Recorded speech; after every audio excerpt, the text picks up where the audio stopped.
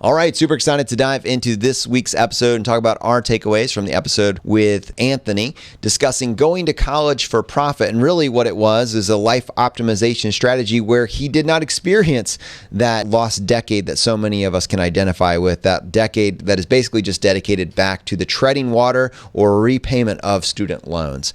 And to help me with this, I have my co-host Brad here with me today. How you doing, buddy? Hey, Jonathan, I'm doing quite well. Yeah, you're absolutely right. Anthony's story was really interesting. Like we've said, the world runs on stories. And it's just cool that this guy went to college. And like you said, he didn't have A pluses in high school. This was somebody who got a merit tuition and then figured out a way to make money coming out of college. So super cool. We'll talk about it more in depth. But yeah, what's going on in your world? Well, probably the biggest thing is that my wife and I made about $250 for less than 10 minutes worth of work. Oh, wow. Sounds interesting. Well, you know, at the heart of it is the fact that our identities, along with 147 million Americans, were, if not stolen, were exposed to, cyber threats via the Equifax breach of several years ago. And that became a class action lawsuit, and there was a settlement. And as part of that settlement, if you were affected by that data breach, you are eligible for $125 in reimbursement or 10 years of free credit monitoring through Equifax. Huh. Okay, so 140 some odd million people get $125 basically for free? Your data was exposed. I mean, if there's a way to check, there's a link that we'll put in the show notes that I tracked down. I've saved it, so I'll put it in the show notes for this episode. You go there, you put in your last name and the last four of your social, and your data was affected. Your name will be on there. You are eligible for this. Now, there's a slight nuance here. There was a cap on what amount could actually be paid out via individual compensation. I think it's actually close to $500 million is what they reserve for individual compensation. But what that basically means is if every single person that actually was affected by this were to apply for reimbursement, the dollar amount would be reduced from the $125 max down to like $4 and some change. But you know what? It might not happen. It might not go viral. But in the meantime, for the hundreds of thousands of people that are listening to this, it is well worth your time. Go to the show notes for today's episode. Check to see if you were affected. And if so, either pick 10 years of free credit monitoring or take that $125. I would make the case that it is your moral duty. It is your moral duty to spend the 10 minutes to claim that $250 check, in my case for my spouse and I. So yeah, that's cool, Jonathan. And I mean, we're always talking about actionable tips. I honestly did not hear about this. This is the first time, so that looks like $250 in my pocket in all likelihood for me and Laura. That will pay for some portion of the vacation that you're about to take. Yeah, we're leaving here in about 1 day. I'm pretty excited. We're going to Hawaii, which should be just amazing. And yeah, we actually just came off of, it's so funny, our summer swim season, right? Like this rules our entire lives. Our girls just love to swim, as I've talked about many, many times here on the podcast. And it's just kind of an ever-present part of our lives now. We have a whole support structure there at the pool, like a bunch of friends, and it's just a great time. I mean, it's one of those things, these girls are going to look back when they're my age and say, that was a great childhood. And it's just really, really neat. So yeah, we had our championship meet this last Saturday, and it was really cool, Jonathan. So we had one of these. I talked on a previous episode about Anna and her building a brick in my wall. And if you don't mind, I want to kind of follow up on this because this was amazing. Yeah, dude, let's hear it. All right. So yeah, I mean, Anna is like I've said before, she's a very good swimmer. And at this championship meet, at like the top level for her 9-10 age group, she was one of the top 3 girls in this one event, in the 100 IM. Okay. So all 4 strokes. And she knew that it was basically her and these 2 other girls who were fantastic. And they're all within a second of each other going into this. And Anna was honestly pretty nervous about this. And what we did was we started talking about this one particular event 4 nights before.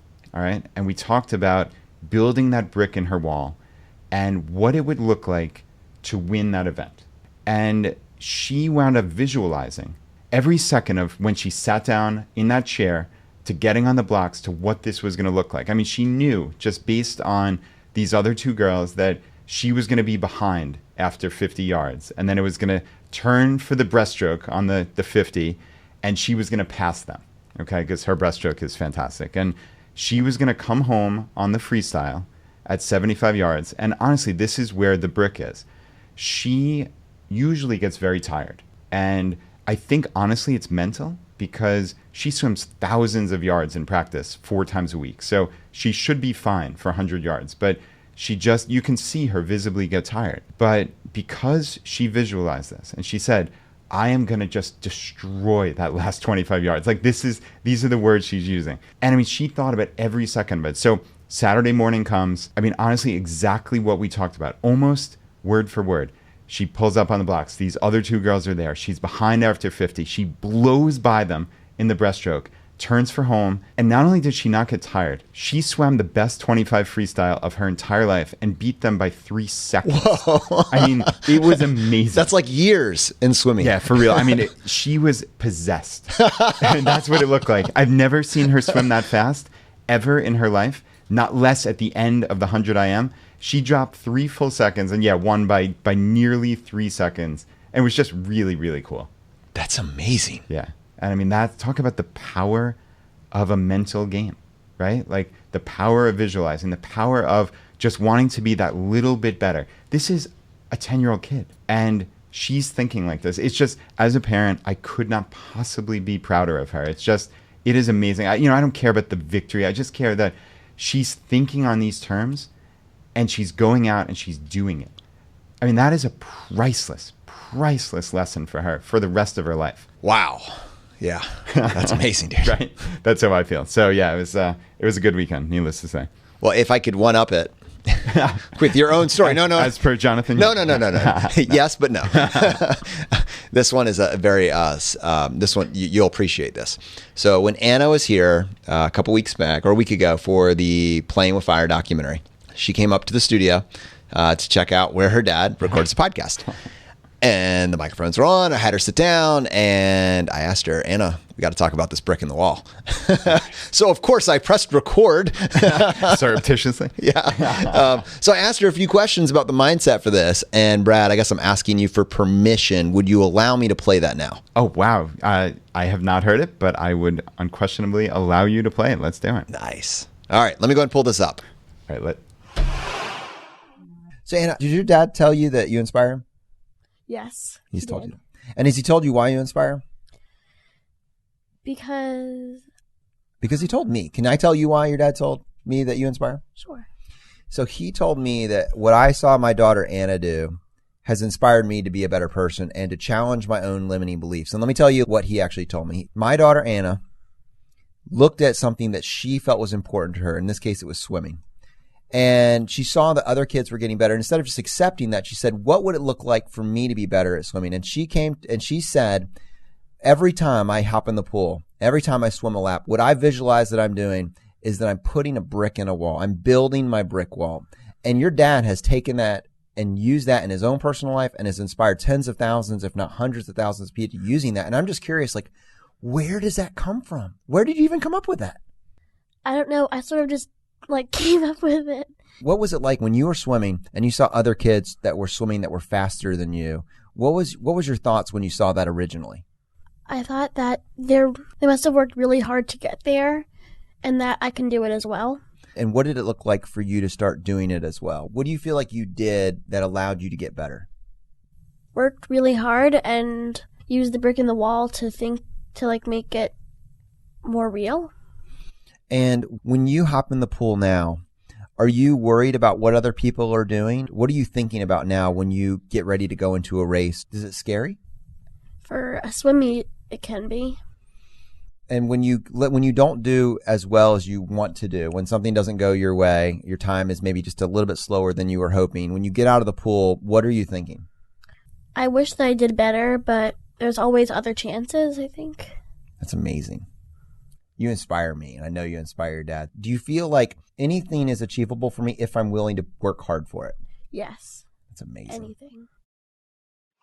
Brad, as a parent, what is it like for you to hear your daughter's own version of this? I know that you have been representing the brick in the wall for her on her behalf to nearly 100,000 plus people. But now to hear it in your daughter's own words, not for anybody else, but just talking to me about this, what this means to her. What is it like to hear that? Yeah, it's really special. It's just cool. And she's getting older. I mean, that's the funny part here. It's like, I still think of her as a little kid, but she's grown up fast, and these lessons are really broadly applicable for anybody. It's cool to get to hear her say it in her own words, to you, not just to me in her bedroom while she's getting ready to go to sleep and we're talking about it. That's where we normally talk about these lessons. But yeah, to see her move beyond just me and her, and honestly not be embarrassed about it. Like that's pretty cool that she could stand up and do that. And yeah, I know she's going to be so excited to hear this. So that's very, very cool. The transition for me is thinking about as an individual. So we'll talk about being a parent in a second, but just as an individual, when you're pursuing financial independence, at its core, you're talking about bandwidth. And once you have that bandwidth, some portion of that is being applied internally. What can I do? How can I take my finances to a better place? But even more than that, where I am now is not where I'm going to be tomorrow or next week or next year. What steps, actions, and choices do I want to make to force an outcome that I believe will lead to a better future? And so many of us just feel like we're stuck on this treadmill of life, right? And we're just trying to survive, make it to the next paycheck, make it to the next pay period. And then we can't, it's really hard to look past that. Maybe we're just looking forward to the one vacation we get with the 6 or 7 days that are allotted to us to do that. But when you're pursuing financial independence, so quickly you are able to look internally and focus on what it is that you value, what makes you happy, what does it look like to design your future. But even more than that, if you can have even a little bit more space, right, you're looking at, well, what does it look like to be that mentor to my kids, to my family? And when you can actually take the lessons that you are trying to learn and instill in yourself, and you can give that a portion of that to your kids as well, how inspiring must it be to see them take up that torch this early on? Yeah, that is a great way to put it. It's amazing. I mean, I'm kind of lost for words here, to be perfectly honest.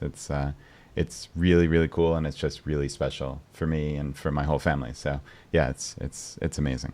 All right, well, let's go ahead and circle back, and I want to talk about our takeaways with Anthony. I loved his story because I think it is the story of individuals that are looking for different strategies that they can use, and when they put them together, they get radically different results. How many of us take for granted that if our parents can't pay for college, we're going to go 40 grand in debt for it? That's just that. It's one of those two. Either parents pay for it or I go 40 grand in debt for it. What Anthony highlighted for me seemed eminently replicable if you have seen someone else pattern that behavior. Everything from being an RA to looking for that first job and getting those internships, the way he even looked at, when I get a job in college, what do I want it to be able to accomplish?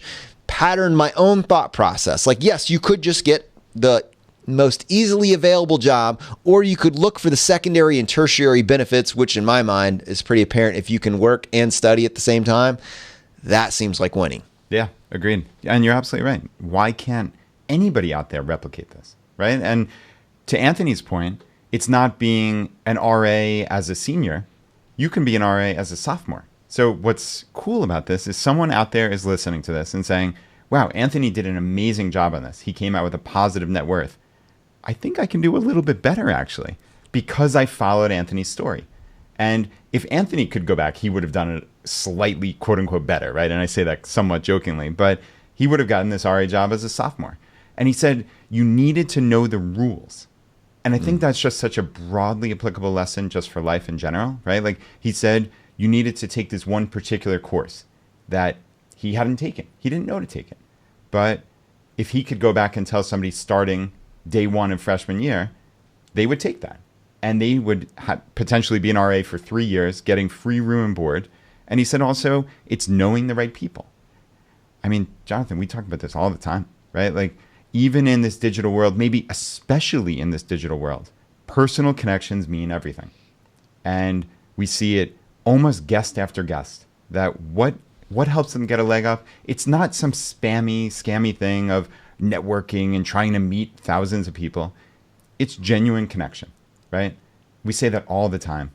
I almost sound like a broken record, but it's so true. I mean, this is everything in life. But that broken record is a pattern of life, right? Whew, that's good. Write that down. Jonathan quoted himself. Notation timestamp, please. But I think, that's the heart of it.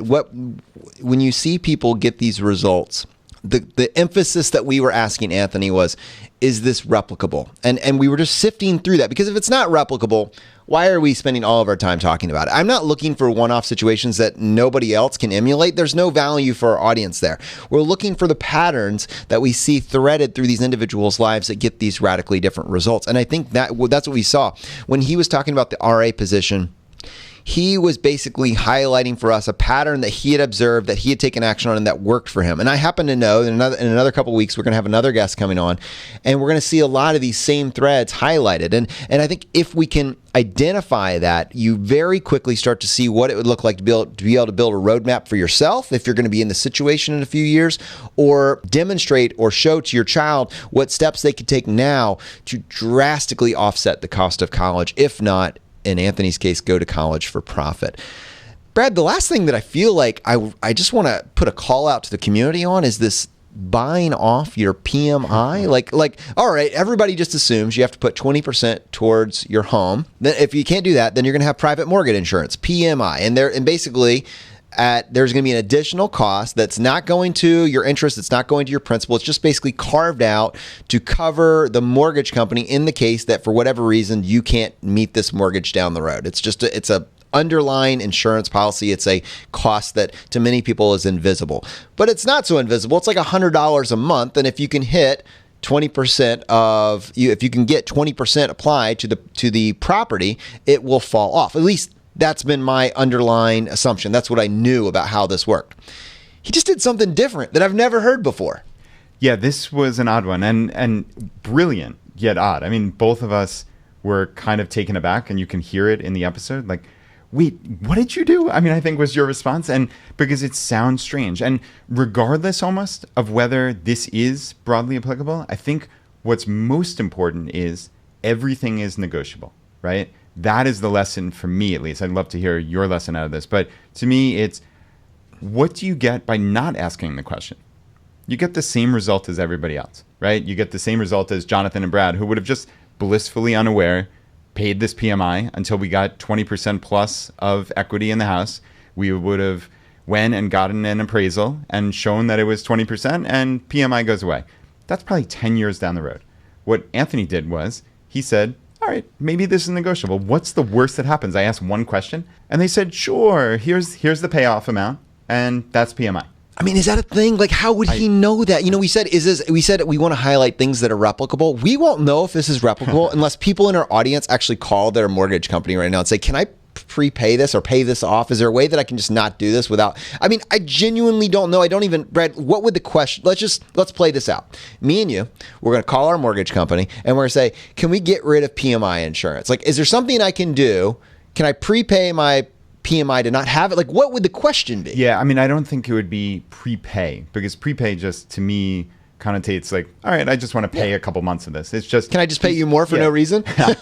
Is there a settlement amount that I can buy out the PMI? All right, that's the question. So what if I'm gonna make this phone call over the next couple of weeks and just see what they say. I mean, like that sounds amazing, right? Yeah. And hopefully there are other people out there who have done this. So yeah, hopefully we'll get some data points in the next couple of weeks to bring back, and yeah, that'll be really interesting. But again, everything is negotiable, right? The other one that he talked about, which I thought was absolutely awesome, was as he said, he house hacked in somebody else's home, which is basically somebody else who was renting out rooms. And what did he do? He saw the rack rate, right? They were asking whatever it was, $600 a month. He said, what if I prepaid for a year? And he got an enormous discount. He got it down to $400 a month. Because what is a landlord's biggest concern? That the people are just going to up and run away, or they're going to be terrible tenants. Like, somebody who's prepaying a year most likely is going to be a well above average tenant. And you have certainty. You're not going to have to collect this money every month. You're not going to have to beg. It's just sitting there in your bank account. So I think he said he got it for $400 a month. So he paid $4,800 for that prepaid year, got this enormous discount, potentially a third off, and he just asked the question. I'm not sure that I necessarily, at his point in life, if I would have had the wherewithal to ask that question. I think now, in fairness, I would have. I can tell you for sure I wouldn't have asked the PMI. That's like way above my head, so Anthony's got one on me there. But this is a cool question to ask. Like, hey, I'm in a strong financial position because I'm pursuing FI. What power do I have? Well, I might have the power to get 33% off my rent just by prepaying. Yeah, I mean, it's amazing. It is absolutely amazing. So we got some data points there. Maybe this is something that someone in our audience can take action on. Find out whether or not there's a settlement amount for your PMI over the next month. And let us know if that happens. If this is a replicable thing that people just didn't know they could ask that question, how amazing would it be for us to be able to verify that? All right, let's go ahead and bring in some feedback and shout outs for people in the community. First, shout out to Don from Tampa Bay. Says, I walked out of the office today, never to return, onward into early retirement. Wow.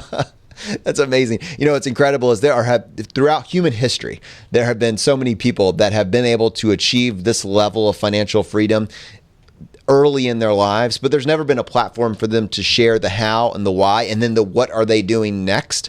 Although Don lives in Tampa, I suspect that it's not pina coladas on a beach. But you know what? If it is for the next couple weeks, enjoy it, my friend. Yeah, really good for him. We look forward to catching up with you and finding out what you're doing with this next chapter. All right, next I want to go and play a voicemail that we got from Claire sharing how her and her spouse, after finding the ChooseFI podcast and the Playing with Fire documentary, have really started to come together and form a plan for their financial future. Let me go and pull this up. Hi, Jonathan and Brad. My name is Claire, listening from the great state of Missouri. I just wanted to call and first of all, thank you for all of the information you share.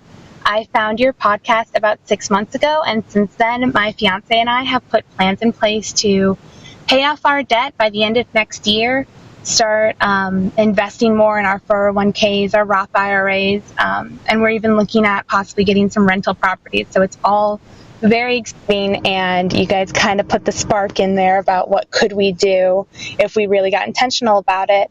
The story I wanted to tell, though, was about the Playing with Fire documentary. I went with my fiance, and then we also took his dad with us. And his dad is a skeptic by nature, so anytime that we have talked about the FI movement or our plans to try to retire by 45 and different things like that, he has very lovingly been concerned that it is a get-rich-quick scheme, or it's some sort of evading taxes, or something that's going to land us in trouble. And so we brought him to the Playing with Fire documentary to kind of show him what this was all about. And walking into the documentary, he was still very skeptical, but he promised to go in with an open mind. And then an hour and a half later, we were sitting, talking, having some drinks, and he asked us what we were planning to do once we hit FI. So in an hour and a half, he went from thinking that we were secretly breaking the law to being convinced that we were absolutely going to hit FI. And I know that conversation could have gone a lot differently without the documentary and without all of the resources that this community has offered us. So thank you to the two of you for kind of getting this all started, and then thanks to everyone in our local groups who has been answering all of our questions. The fire is spreading little by little. I'm trying to do my bit. So just thanks, and for anyone who is on the edge about going to see Playing with Fire, please do it and bring a friend who's skeptical, because it might just be what you need to get the conversation started. Have a great day, guys. I love it, Brad. There's so much there that I feel that we could talk about and embedded in that. But the heart of it was, this is a movement this is not a cult. This is a movement that you can share with your friends and family. And if you do so, their lives will be forever changed for the better. Yeah, agreed. And I've heard a bunch of people now tell me, oh, I brought my sister who's spendy, or my husband who was not into FI, to this movie, and now they're all in. And it's really neat to see these skeptics. And as Claire said, she brought her father-in-law and he changed in 90 minutes. How cool is that? And yeah, Jonathan, I would be remiss if I didn't say this one quote, just generally about FI. What could we do if we really got intentional about it? That's what Claire said, right? Like, that's so cool. You can take all this information in, but you have to take action. And when you figure out what you want in life and you're intentional about it and you get up off that couch, good things happen. It's wonderful to see. So thanks for the voicemail, Claire. All right, next, Brad, I actually have some feedback. In episode 137R, we were talking about cell phone insurance and how some credit cards, have this as a tertiary benefit. And, would it be worth it to get that particular one? We actually got a great comment from JB, who is pointing out to us that while the Uber credit card may have cell phone insurance, the Chase Inc. Business Preferred card, which is one of our all-time favorite cards, actually has this feature embedded in it as one of its offered services. And in order to activate that service, you just need to use it to pay your bill for a couple months in order to get it started. So I thought that was definitely an important feature to add to the previous conversation. Yeah, that's very cool. If you have that card, I know I personally have that card, so no reason not to have free insurance. I mean, cell phone insurance, as we talked about in the other episode, is not something that I personally would pay for. I think to get insurance on an item that's only a couple $100 doesn't make sense. But man, if you have it for free coming on your credit card, that's a no-brainer. Right. So your point is, I think the TLDR of that episode was, in our minds, when we sign up for a premium credit card, we're expecting to get a minimum of $500 of value from that, whether it be either cash back or whether it be travel rewards, etc.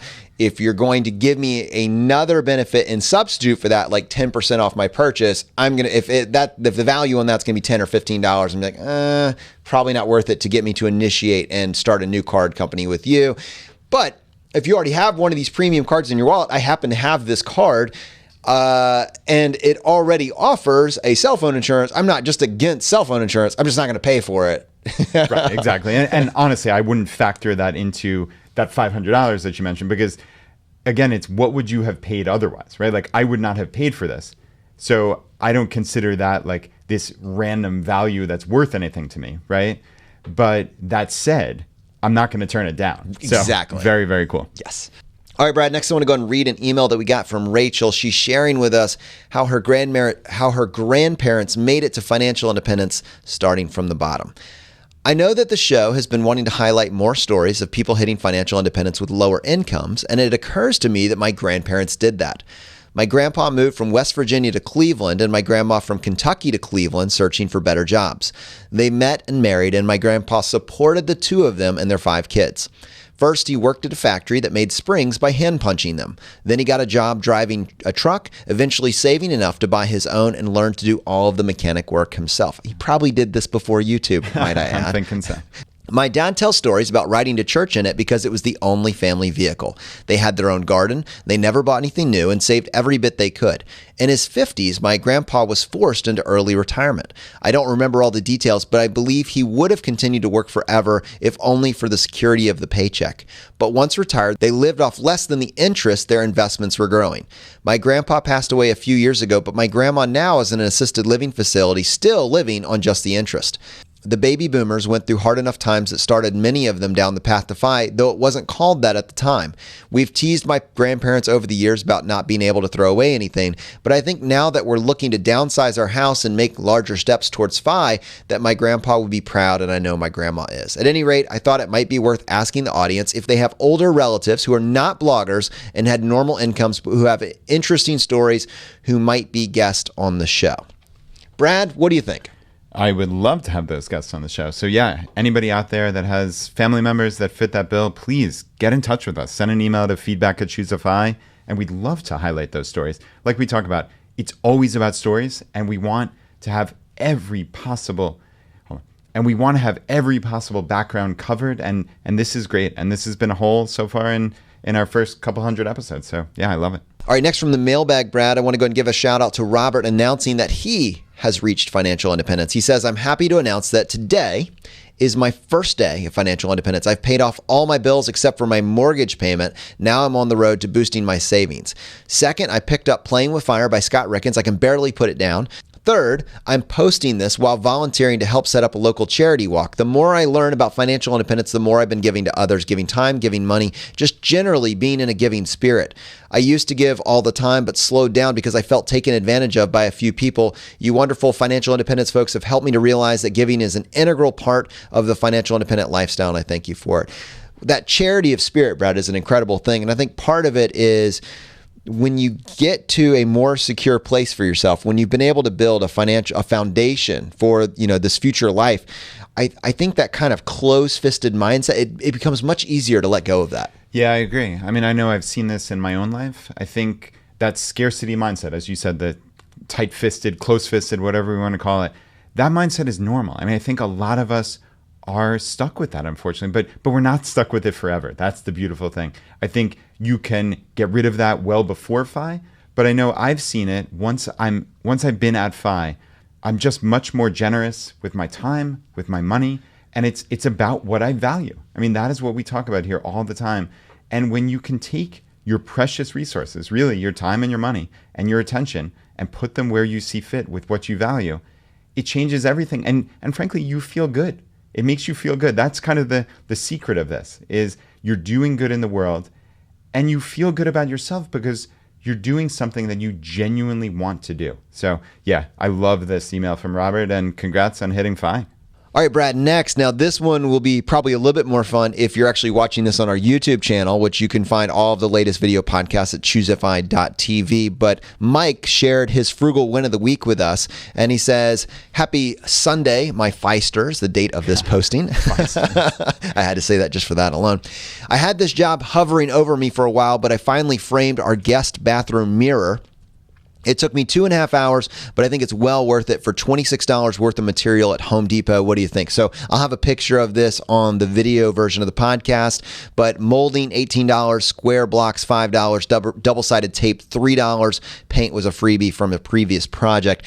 I mean, this is gorgeous. And I can tell you, when I was in the process of upgrading my past home before we were to move out, this was one of the things my wife was asking me about. And I was like, I don't know if people do that. Do people do that? Is that a thing? Can I do that? And we were actually looking at different bathroom fixtures, but like, this is amazing. If I had seen this post when I was having this conversation, in a heartbeat, I would have jumped on this. It's a gorgeous renovation that you can do. Like, if you have the bathrooms, you know how the cheap version of bathroom mirrors are just a single glass pane, no frame around it, usually has some sort of plastic clip holding it in place. This is a transformation. This is a bathroom transformation, and $26. Yeah, Jonathan, this is really cool. And this reminds me of our ChooseFI DIY group, right, that we have on the local groups page. So I guess we have a couple of these special interest groups, and you can find that at choosefi.com/local. And also, like you mentioned, this is going to be on the YouTube channel this Friday. Every single Friday roundup now, we're putting on video. So you can check that out at choosefi.tv, and that'll just redirect you to our YouTube page, and just hit subscribe. And yeah, it's cool. It's adding value. I mean, I love these videos. I'm blown away by what the team is putting together. So yeah, they're definitely worth checking out. So Brad, the other piece of community feedback that I wanted to add to this was actually related to episode 136. So the title of episode 136, How to Fund Your Child's Roth IRA. And that episode was recorded with Sean, the FI tax guy. And we got this email from Noah, and Noah said, "I listened to the episode and thought it was really great. I've heard the White Coat Investor talk about it a bunch, but your episode really helped break down the details. There are a couple questions or holes in the idea, so to speak, that I wanted to bring up and get your opinion on." So I am recording this episode knowing that Sean will be listening to this episode and we'll plug those holes. You're welcome. "I think the idea of funding your child's Roth IRA is great, but I don't think it makes sense to think about it like that. I think it better to think of it as diverting taxable income at the parent's marginal tax rate to the child's lower marginal tax rate. Once your child has earned that income, they should be putting it, and this could be the parent doing it as the money is fungible, in the accounts that make the most sense. For the first $6,000 in 2019, that would most likely be a Roth IRA. However, that only fills up less than half of their standard deduction of $12,200. Assuming that employing them for more hours at their fair market wage isn't an issue, why not pay them another $6,200 and put that into a taxable investment account? There's nothing special about a Roth IRA, but just that it often makes sense as an early prioritization of savings. I would argue that for early retirees, prioritizing as much in pre-tax, mainly in 401k and HSA, as you can is optimal even before Roth accounts. But for a child, a Roth IRA as the first prioritization should be fine. With that, I don't see why you couldn't go further and enroll your child in a small business 401k so they can make likely Roth contributions to that, and then even mega backdoor Roth contributions after that. You could give them an employer match that they could also convert to Roth if they can't get enough hours to max the mega backdoor Roth, which how much money is this child making? All right, we're going to keep going. which would probably be the case since that would require in total $62,000 in earned income for them, with $6,000 in a Roth IRA, $19,000 in a Roth 401k, then $37,000 in the mega backdoor Roth employer match. Okay, at least he acknowledges this, Brad. This is obviously a huge stretch, as they would need to work a lot of hours. My son gets 25 cents a week. Of course, he's 2. This is obviously a huge stretch, as they would need to work a lot of hours at whatever their fair wage is, and above the $12,200 in income, they would owe a lot of taxes on. But it's still a thought. Even if they make enough to owe taxes, they could still pay it at a lower rate than the parent. On top of that, man, he is thinking of all this. Sean is going to have a meltdown over all the detail here. In the best way. Yeah. In the best way possible, though. All right. On top of that, and depending on the field of business, the parent could get a greater QBI deduction, so qualified business income deduction, Brad. Cool. No FICA taxes would be owed for the child when they're under the age of 18 and employed by the parent, as long as it's a sole proprietorship. If it instead otherwise makes sense to file as an S corp, then it looks like there's a workaround, and he's got an article linked. I'll have it in the show notes for today's episode. This also will not come into conflict with the kiddie tax, as long as it's all legitimate earned income. Now, the big downside to all of this isn't taken into account, though, and actually this is why I really wanted to read this, Brad, is the impact on the FAFSA. So when you're paying your child a certain amount of income, they're making this money, that income will come into consideration when your child is then applying to colleges. So the FAFSA is the free application for federal student aid. Someone may correct me. One word may be wrong. The heart of it is correct.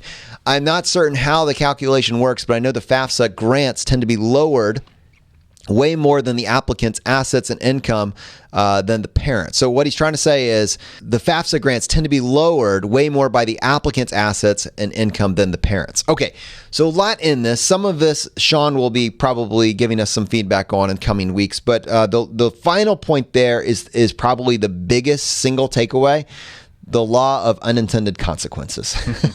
Okay, so if we're going to get to absolute truth, what is the best strategy and how to do this correctly for our kids, we shouldn't talk about how to get them all this income, help us earn all this income, without understanding that that is going to be factored into their FAFSA application. Fortunately, your friends over here at ChooseFI have friends who already think about this stuff. And so we recorded an episode with Brian Ufinger, episode 114, and Sun Wu, who's one of the moderators on our Facebook group.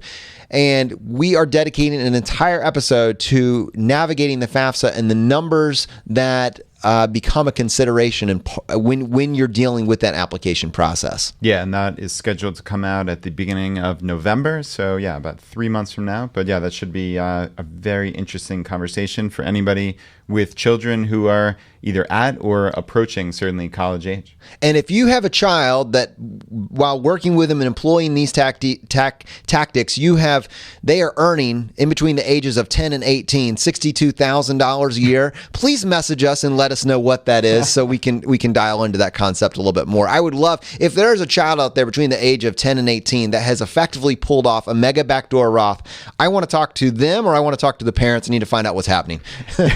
Yeah, I don't suspect there are too many, but yeah, I love that in Noah's email, how he's just so thorough. That was what was cool about this. So yeah, I mean, while this email and this level of depth, we were playing small ball, Brad. Yeah. This was all about $3,000 a year. That seemed like a stretch. He's like, 3,000. Hold my beer. All right, Jonathan. Hey, we got another cool mailbag suggestion here. So Michelle wrote in with a frugal tip for those who want to read our upcoming book, ChooseFI, Your Blueprint to Financial Independence. So you can actually request that your library purchase a copy. That way you can enjoy the book and it becomes available for others in your local community to read it, which is a great frugal way to support the podcast and to spread the fire. And the cool thing, Jonathan, it's already in the system that the libraries use. So it's coming out on October 1st, but I guess they use two systems, one called Overdrive and the other is Baker and Taylor. And those should be available. So if you ask your library, just tell them it's available in those systems and they should be able to place a pre-order. ChooseFI friends of the library. Our library is fantastic, Brad. My wife, I'll have to talk about this in depth a little bit later, but she is a miracle worker when it comes to finding activities for our son and doing those activities with him on a weekly basis. But I will tell you what, the heartbeat of a lot of the activities that she finds is the library. Yeah, every time I'm coming over here, she's getting ready to leave to take Zachy to another class that they have at the Twin Hickory Library. It's amazing. She's become a tour guide for different people. Like they're visiting in town. They're like, well, are you here? I have a child. Let's do something. She's like, oh, well, I have a list of activities. And this week we can pick from one of these 5 and they all happen to be free. Learn what your community has available. It's a really, really incredible resource. Yeah, that is absolutely awesome. So yeah, for anybody who's looking to support us, you can definitely have your library buy that book and have it available for the community. Or if you want to actually purchase it for yourself, ChooseFI.com/book. All right, everyone. So we mentioned last week that we are rolling out a FI 101. Basically, this will be an online course, and it's meant to support you as a 30-day plus action plan that you can use to get on the path to financial independence. But even more than that, I think our goal was to create a resource for people in community that wanted to share this with a friend or a family member. I think we have always said that if someone is encountering our show, episode 100 would be a good framework, a good place to start. But what if someone wants a roadmap? What if someone actually wants to have an accountability partner, someone that they're working with and taking step by step, week by week, and actually going from having no financial ground game to the end of maybe a 30-day period, having a plan for their financial future? That's what this FI 101 is. And we are rolling out the wait list for that. Brad, can you share with the audience what is the best way to get on that wait list if they want to be one of the ones to pilot it? Yeah, just head to ChooseFI.com/FI101. And yeah, you'll sign up for the wait list. This should go live the first week of September. And yeah, this has been in the making for the last 18 months with the educators group that your wife Danny and Rob have been heading. And yeah, this is the first step of really launching a ton of financial literacy and FI education that we're planning on really spearheading over the next couple of years. So super excited about this. It is definitely one of the most exciting things going on at ChooseFI right now. So I would love for you to do that. Again, Brad gave you the link there. Please consider going there today and putting your name on that list if you want to be one of the first ones to pilot this. ChooseFI.com/FI101. All right. Now, unfortunately, that is going to bring this episode to a close. Now, as you know, we like to finish every week by doing a drawing for a copy of a book that we have found useful. There's 3 books that we offer. The first is J.L. Collins' book, The Simple Path to Wealth. The second is Dominic Cortuccio's book, Design Your Future. And the third book from Vincent Puglisi, Freelance to Freedom. If you want to enter the drawing, all you need to do is just go to ChooseFI.com/iTunes. Follow the instructions there. Leave us a short written review on either iTunes or Stitcher. And then send us an email to feedback@ChooseFI.com, letting us know that you left a review and what screen name you left it under. We give away 1 book for every 5 written reviews that we get, and we announce the winner on the Friday Roundup. Brad, how many winners do we have today? All right, Jonathan, we have 1 winner today, and the winner is Brian, and he said, "Hope at last. I was a frustrated 50-year-old tired of banging my financial head on the wall. I thought that my life would stay on this earn and spend treadmill until my dying day. To be honest, I was a negative crabby pants 50-year-old acting like a 2-year-old, mad at the world because I had some cool possessions but no meaningful savings. Since discovering ChooseFI, I've become a more lighthearted and happy human being. I've changed my mindset and am well on my way to changing not just my financial life, but my entire life. Thank you, ChooseFI." I have never heard negative crabby pants in a sentence, and I'm so excited to hear you read it on the podcast. Yeah, you're welcome. Thank you, Brian. The fire is spreading, my friends. We'll see you next time as we continue to go down the road less traveled.